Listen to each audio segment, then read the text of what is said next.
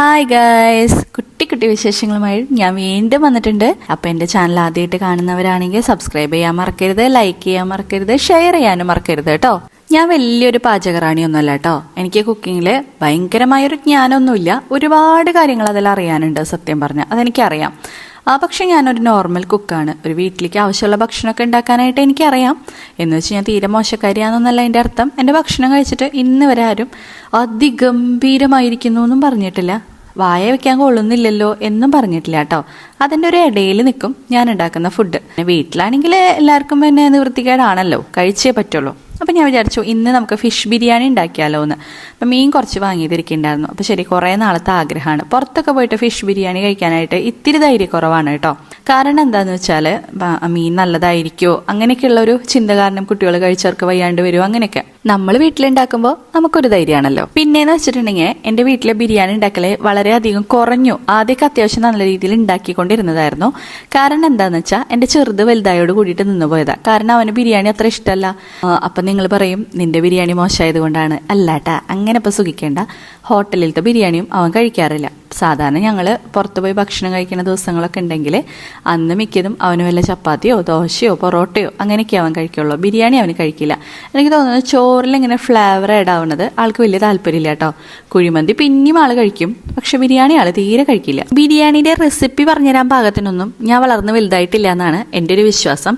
സാധാരണ ഞാൻ എല്ലാ സാധനങ്ങളും കൂടെ ഒരുമിച്ചിട്ട് കുക്കറിൽ ഒറ്റ വിസിലടിക്കും. എന്നിട്ട് ഫിഷൊക്കെ സബോളയൊക്കെ ഇട്ട് വഴറ്റി ഇഞ്ചി പച്ചമുളക് വേപ്പില അങ്ങനത്തെ സംഭവങ്ങളൊക്കെ ചേർത്ത് തക്കാളിയൊക്കെ ആഡ് ചെയ്ത് ഫിഷ് ആദ്യം ഒന്ന് ഫ്രൈ ചെയ്തെടുക്കും. എന്നിട്ട് പിന്നെ ഇതിലൊരുമിച്ച് മിക്സ് ചെയ്തിട്ട് അങ്ങനെ ചെയ്യലാണ് സാധാരണ ഞാൻ ഫിഷ് ബിരിയാണി ഉണ്ടാക്കുമ്പോൾ ചെയ്യാറുള്ളത് കേട്ടോ. പിന്നെ അത് കഴിഞ്ഞിട്ട് ഈ കുക്കറിലെ റൈസ് മൊത്തം എടുത്തിട്ട് ഒരു ദമ്മ് പോലെ സെറ്റ് ചെയ്യും. അതാണ് എൻ്റെ ബിരിയാണി.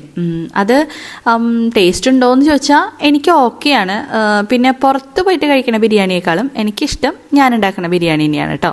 പിന്നെ അല്ല എന്നുണ്ടെങ്കിൽ വീട്ടിൽ നമ്മുടെ അമ്മമാർ പോലെ അമ്മായിമാരോ ആൻറ്റിമാരോ ചേച്ചിമാരോ അങ്ങനെ ആരെങ്കിലുമൊക്കെ ഉണ്ടാക്കി തരുന്ന ബിരിയാണി ആണെങ്കിലും എനിക്കിഷ്ടമാണ്. ഹോട്ടലിൽ നിന്ന് കഴിക്കുമ്പോൾ അത്ര അങ്ങോട്ട് ഇൻട്രസ്റ്റ് തോന്നാറില്ല കേട്ടോ.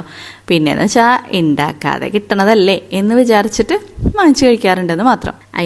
ഞാൻ കുക്ക് ചെയ്യാതെ എനിക്ക് കിട്ടുന്നതാണല്ലോ എന്നുള്ള അർത്ഥമാണ് കേട്ടോ ഞാൻ ഉദ്ദേശിച്ചത്. നല്ല ഭക്ഷണം ഉണ്ടാക്കാനായിട്ട് അത്യാവശ്യം നല്ലൊരു എഫേർട്ട് ഇടണം കേട്ടോ. എന്നാൽ മാത്രമേ നല്ലൊരു ഭക്ഷണം ഉണ്ടാവുള്ളൂ.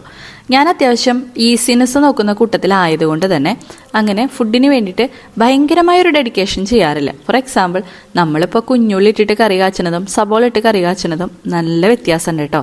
അതേപോലെ ആ സബോള വഴറ്റുന്നതും അത് നന്നായി മുരിയണതും അതിൻ്റെ ടേസ്റ്റും നല്ല വ്യത്യാസമാണ്. അപ്പോൾ ഒരുപാട് ആൾക്കാർ, അതായത് എനിക്ക് തോന്നുന്നു അമ്മമാരൊക്കെ തന്നെയാണ് കംപ്ലീറ്റ്ലി ഒരു എഫേർട്ട് ഇട്ടിട്ടാണ് അവരൊരു ഭക്ഷണം, ഈവൻ ഒരു പരിപ്പ് പോലും കുത്തിക്കാച്ചി നമുക്ക് തരുന്നത്. അങ്ങനെയായിരിക്കും അതിനുള്ളൊരു ടേസ്റ്റും ആ ഫുഡിനുണ്ടായിരിക്കും. എനിക്ക് തോന്നുന്നു ഈ ഒരു ജനറേഷനിൽ എൻ്റെ ഒരു ഏജിൽ എല്ലാവരും അധികം എഫേർട്ട് ഇടാത്ത ആൾക്കാരാണ്. പിന്നെ കുക്കിങ്ങിനോട് ഭയങ്കരമായ പാഷനുള്ള ആൾക്കാർ ഈ പറഞ്ഞ പോലെ ഒരു മൈന്യൂട്ട് കാര്യം പോലും ശ്രദ്ധിച്ച് വളരെ ടേസ്റ്റി ആയിട്ട് ഫുഡ് ഉണ്ടാക്കുന്ന ആൾക്കാരും ഉണ്ടായിരിക്കും കേട്ടോ. ഞാൻ സാധാരണ ബിരിയാണി ഉണ്ടാക്കുമ്പോൾ കുക്കറിലിട്ടിട്ട് സബോള വഴറ്റി ഇഞ്ചി പച്ചമുളകൊക്കെ ഇട്ട് വഴറ്റി ചെറുതായിട്ട് ലേശം ഒരു സ്മെല്ലിന് വേണ്ടി കേട്ടോ. പിന്നെ അതുപോലെ തന്നെ മുളക് പൊടി, ഗരം മസാല, പിന്നെ മറ്റേ കറുവപ്പട്ട സംഭവങ്ങളൊക്കെ അങ്ങനെ ചേർക്കേണ്ടവരെ മുഴുവൻ അതിൽ ചേർത്തതിന് ശേഷം ഡാൽഡയൊക്കെ ഒഴിച്ച് നെയ്യ് ഒഴിച്ച് ഉപ്പൊക്കെ ഇട്ടിട്ട് അരി ഇട്ടിട്ട് പിന്നെ വെള്ളം ഒഴിച്ച് ആവശ്യത്തിന് വെള്ളം നോക്കി ഒഴിച്ച് കുക്കറിൽ ഒറ്റ വിസിലടിച്ച് കഴിഞ്ഞിട്ടുണ്ടെങ്കിൽ ആ റൈസ് അവിടെ സെറ്റ് ആവും കേട്ടോ. പിന്നെ അത് കഴിഞ്ഞിട്ട് പുറത്ത് സബോള, തക്കാളി, ഇഞ്ചി, പച്ചമുളക് അങ്ങനെയുള്ളവരൊക്കെ വഴറ്റി കുരുമുളക് പൊടി, മല്ലിപ്പൊടി, മഞ്ഞൾപ്പൊടി അവരൊക്കെ വഴറ്റി സെറ്റാക്കി അതിലേക്ക് ഞാൻ ചിക്കൻ ആഡ് ചെയ്ത് കൊടുക്കും. ചിലപ്പോൾ ഞാൻ ചിക്കൻ ഫ്രൈ ചെയ്തതിന് ശേഷം ഇതിൽ മിക്സ് ചെയ്യാണ് ചെയ്യുക. ചിലപ്പോൾ ഞാൻ അങ്ങനെ ഡയറക്റ്റ് ആഡ് ചെയ്ത് കൊടുത്തിട്ട് മിക്സ് ചെയ്ത് വെക്കും. കുക്കിംഗ് പോട്ടൊക്കെ പോലത്തെ വലിയൊരു പാത്രത്തിൽ ആദ്യം കുറച്ച് നെയ്യ് ഒഴിച്ച് ആ പാത്രമൊക്കെ ഒന്ന് ചൂടാക്കി എന്നിട്ട് അതിൻ്റെ മേലെ ചോറൊന്ന് വിരിച്ചിട്ട് പിന്നെ അത് കഴിഞ്ഞ് നമ്മുടെ ചിക്കൻ ആ ഒരു റോസ്റ്റ് പോലത്തെ സംഭവം അതിൻ്റെ മേലെ ലെയർ ഇട്ടിട്ട് പിന്നെ അതിൻ്റെ മേലെ റൈസ് ഇട്ടിട്ട് അങ്ങനെ മൂടി സ്റ്റൗ വളരെ സിമ്മിലിട്ടിട്ട് അതിൻ്റെ മേലെ ഒരു ചട്ടി വെച്ച് പിന്നെ അതിൻ്റെ മേലെ കുക്കിംഗ് പോട്ട് കയറ്റി ടൈറ്റായിട്ട് അടച്ചു വെക്കും കേട്ടോ. ഇതാണ് എൻ്റെ ബിരിയാണി. ഞാൻ ഫിഷിനാണെങ്കിലും ചിക്കനാണെങ്കിലും ഇനി ആരെ കൊണ്ടുവന്നാലും ഈ ഒരു ബിരിയാണി ഈ ഒരു റൂളാണ് എൻ്റെ ഒരു രീതി കേട്ടോ. പിന്നെ എസൻസോ കാര്യങ്ങളോ ഒന്നും ഞാൻ അതിൽ ചേർക്കില്ല. പിന്നെ ഈ പറഞ്ഞ പോലെ അതിൻ്റെ മേലെ അണ്ടിപ്പരിപ്പ്, മുന്തിരി, പിന്നെ സബോള ചെറുതായിട്ട് മുരിച്ചിട്ട് അടയും, പിന്നെ മല്ലിയിലയും വെതറും അത് ഞാൻ ചെയ്യും കേട്ടോ. അപ്പോൾ ആ ഒരു ഫ്ലേവർ തന്നെ മതി എന്നാണ് എനിക്ക് തോന്നിയിട്ടുള്ളത് കേട്ടോ. ഒരു സമയത്ത് എനിക്ക് ബിരിയാണിയോട് ഭയങ്കര താല്പര്യമായിരുന്നു കേട്ടോ. ബിരിയാണി ആയിരുന്നു എൻ്റെ ഫേവററ്റ് ഫുഡ്. പിന്നെ കുറച്ച് വലുതായപ്പോൾ, അതായത് പ്രായമായി തുടങ്ങിയപ്പോൾ എന്ന് വേണമെങ്കിൽ പറയാം, നോർമലായിട്ട് ചോറ്, സാമ്പാർ, ചിക്കൻ കറി, ഉപ്പേരി, കാളൻ അങ്ങനെയുള്ള ഭക്ഷണങ്ങളോടായി ഇപ്പം താല്പര്യം കേട്ടോ. നിങ്ങൾക്ക് ഇഷ്ടപ്പെട്ട ഭക്ഷണം എന്താണെന്ന് നമ്മുടെ കമൻറ്റ് ബോക്സിലൊന്ന് ടൈപ്പ് ചെയ്യൂ കേട്ടോ. ബിരിയാണി ആയിക്കൊണ്ടിരിക്കുകയാണ്, തിരക്ക് പിടിച്ചാലെങ്ങനെയാ, ഇപ്പം മീൻ വറുത്തുകൊണ്ടിരിക്കുകയല്ലേ നമ്മള്. എന്തൊക്കെ പറഞ്ഞാലും ഈ മുസ്ലിംസിന്റെയും ക്രിസ്ത്യൻസിന്റെയും ഒക്കെ നോൺ വെജ് ഐറ്റംസിനോട് മുട്ടാൻ ഒരിക്കലും നമുക്ക് പറ്റില്ല കേട്ടോ. അതൊരു സ്പെഷ്യൽ ടേസ്റ്റ് അല്ലേ. അതേപോലെ തന്നെ അവരെ ഫങ്ഷൻസിനും വെക്കുന്ന ഭക്ഷണമാണെങ്കിലും സൂപ്പറാണ് കേട്ടോ, ഒന്നും പറയാനില്ല. അതുപോലെ ഹിന്ദുസിന്റെ ആണെങ്കിലും ശരി തന്നെയാണ്. കാരണം എന്താന്ന് വെച്ചാൽ സാമ്പാർ, അവിയല്, കാളൻ, എരിശ്ശേരി, പുളിശ്ശേരി അങ്ങനെയുള്ള കറികളൊക്കെ കൂട്ടിയിട്ട് ചോറ് തിന്നണമെങ്കിലും ഒരു സദ്യ വേണം എന്നാണ് എൻ്റെ ഒരു അഭിപ്രായം. കാരണം നമ്മൾ ഒരു ദിവസം വീട്ടിൽ അങ്ങനെ എല്ലാ ഫുഡും കൂടി ഉണ്ടാക്കില്ല എന്നാണ് എനിക്ക് തോന്നണേ കേട്ടോ. ഞാൻ ഉണ്ടാക്കാറില്ല, നിങ്ങൾ ചെയ്യാറുണ്ടോ? ഉണ്ടെങ്കിൽ ഒന്ന് കമൻറ്റ് ബോക്സിൽ പറയാൻ മറക്കണ്ട കേട്ടോ. എന്നോട് ഏറ്റവും ഇഷ്ടപ്പെട്ടൊരു ഭക്ഷണം എന്താണെന്ന് ചോദിച്ചാൽ സത്യം പറഞ്ഞാൽ എനിക്ക് അങ്ങനൊരു ഉത്തരം പറയാനായിട്ട് പറ്റില്ല. കാരണം എനിക്ക് എല്ലാ ഭക്ഷണവും ഇഷ്ടമാണ്.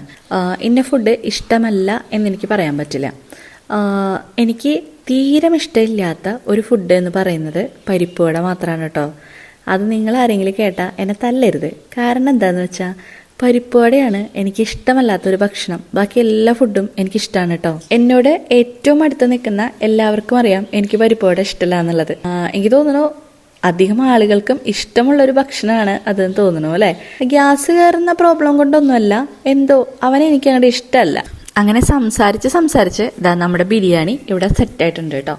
അപ്പോൾ ഡെക്കറേഷൻ ഞാൻ ഒട്ടും കുറച്ചിട്ടില്ല. അങ്ങനെ അവിടെ നമ്മുടെ വിട്ടാൽ പറ്റില്ലല്ലോ. ആ മല്ലിയിലയും കശുവണ്ടിപ്പരിപ്പും മുന്തിരിയും സബോള നന്നായി മുരിച്ചതും അതിൻ്റെ ഒരു ഫ്ലേവർ ഒന്ന് വേറെ തന്നെയാണ് കേട്ടോ. സെപ്പറേറ്റ് ഒരു ഫ്ലേവർ ഒന്നും അതിൽ ഒഴിച്ചു കൊടുക്കേണ്ട ഒരു ആവശ്യമൊന്നും വരാറില്ല കേട്ടോ. ഇവനൊക്കെ കൊണ്ട് തന്നെ അടിപൊളിയാണ്. പിന്നെ കുറച്ച് സള്ളാസും ഒരു ലേശ അച്ചാറൊക്കെ ഉണ്ടെങ്കിൽ നമ്മുടെ ബിരിയാണി അതിഗംഭീരമായി. എങ്ങനെയുണ്ട് നമ്മുടെ ബിരിയാണി കണ്ടിട്ട് ഇഷ്ടപ്പെട്ടോ? ഇഷ്ടപ്പെട്ട് കഴിഞ്ഞാൽ നമ്മുടെ ചാനൽ സബ്സ്ക്രൈബ് ചെയ്യാനും ലൈക്ക് ചെയ്യാനും മറക്കണ്ട കേട്ടോ. അപ്പം ശരി, ടാറ്റ, ബൈ ബൈ. നമുക്ക് അടുത്ത വീഡിയോയിൽ കാണാം.